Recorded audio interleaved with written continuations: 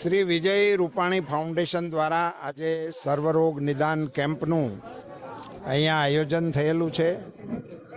ગઈકાલથી વિજયભાઈના સ્મરણમાં એમની વાર્ષિક પુણ્યતિથિને અનુલક્ષીને વિજય રૂપાણી ફાઉન્ડેશનના માધ્યમથી સેવાના પ્રકલ્પો જે શરૂ થઈ રહ્યા છે એના એક ભાગરૂપે ગઈકાલે કિડની અવેરનેસનો એક બહુ સુંદર કાર્યક્રમ યોજાયો હતો, જેમાં પરમ શ્રદ્ધેય વ્રજકુમાર બાવાશ્રી પણ હાજર રહ્યા હતા અને આશીર્વાદ આપ્યા હતા. આજે સર્વરોગ નિદાન કેમ્પનું આયોજન થયું હતું. એમાં આપણા સરકારના વરિષ્ઠ મંત્રી શ્રી પ્રદ્યુમનભાઈ વાજા ખાસ ઉપસ્થિત રહ્યા હતા અને એમણે આશીર્વાદ પણ આપ્યા હતા. ઇન્ડિયન મેડિકલ એસોસિએશન અને વિજય રૂપાણી ફાઉન્ડેશનના માધ્યમથી સાધારણ લોકોને માટે આરોગ્યની એક ઉત્તમ સુવિધા આજે ઉપલબ્ધ થઈ રહી છે. એની શુભકામનાઓ.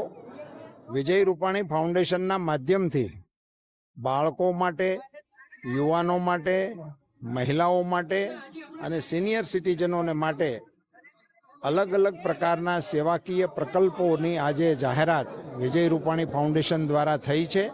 એને હું આવકારું છું અને એમના માધ્યમથી વિજયભાઈ રૂપાણી ફાઉન્ડેશન દ્વારા આ ચારેય તબક્કાને સેવાઓનો લાભ ઉપલબ્ધ કરાવવાનો એમનો શુભ સંકલ્પ સારામાં સારી રીતે સફળ થાય એવી શુભકામનાઓ પાઠવું. મેં કાલે જ કૃષિમંત્રીશ્રી સાથે આ વિષયની વિગતવાર ચર્ચા પણ કરી છે.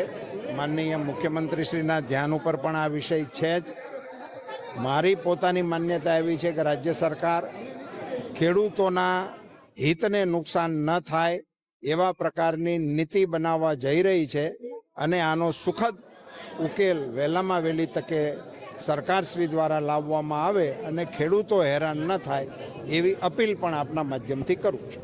એક શ્રી વિજયભાઈ રૂપાણી મેમોરિયલ ફાઉન્ડેશનની ગઈકાલે પુણ્યતિથિ નિમિત્તે જે સ્થાપના થઈ, તે ફાઉન્ડેશન મેમોરિયલ દ્વારા આજે ઇન્ડિયન મેડિકલ એસોસિએશન રાજકોટના સહયોગથી એક સર્વરોગ નિદાન કેમ્પનું આયોજન કરવામાં આવ્યું હતું. સ્વર્ગસ્થ વિજયભાઈએ પોતાનું સમગ્ર જીવન લોકોના માટે, લોક કલ્યાણ માટે અર્પિત કરેલું હતું. એટલે એ લોકોના દિલ ઉપર હંમેશા રાજ કરતા હતા અને એટલે એમને સંવેદનશીલ મુખ્યમંત્રી તરીકે પણ આપણે ઓળખીએ છીએ. ત્યારે એમની યાદ હર હંમેશ આપણે જીવનમાં કેટલું જીવ્યા એના કરતાં કેવું જીવ્યા એ અગત્યનું છે.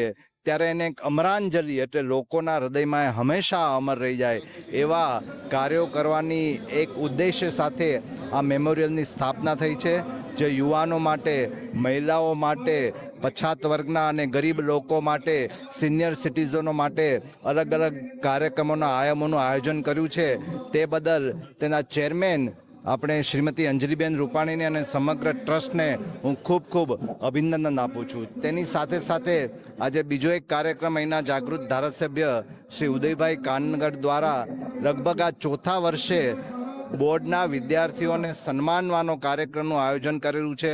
આ જ્ઞાન રત્ન કાર્યક્રમ દ્વારા વિદ્યાર્થીઓને સન્માન કરવાના આયોજનમાં પણ સહભાગી થવાનો છું. પાઠ્યપુસ્તક મંડળ દ્વારા પ્રાથમિક શાળાઓમાં નિયમિત રીતે બધા જ પુસ્તકો મળી ગયા છે અને બાકીની શાળાઓમાં અત્યારે પુસ્તક વિતરણની કાર્યવાહી ચાલુ છે.